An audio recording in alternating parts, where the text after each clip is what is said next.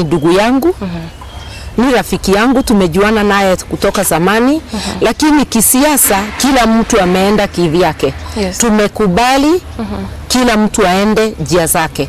Wakati aliegemea upande wa serikali ambayo inavunja haki za kibinadamu, nilimuaga kwa heri. Na hapo hatuwezi kuwa na makubaliano.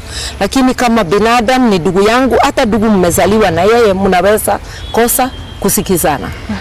Ni mtu najua amefanya kazi miaka yake mingi kusaidia na kupigania haki za Wakenya. Lakini wa sasa amesimama na wale wanadhulumu hizo haki. Hata nikampigia simu nikamuuliza, ndugu, wewe kama mtu umepigania Wakenya maisha yako yote,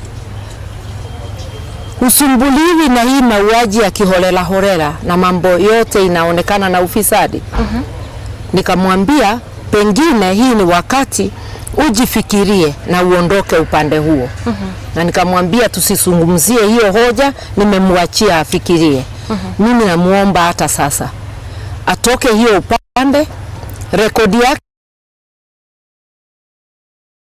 ya mwisho isiwe ni ya kuharibu, arudi upande wa wananchi.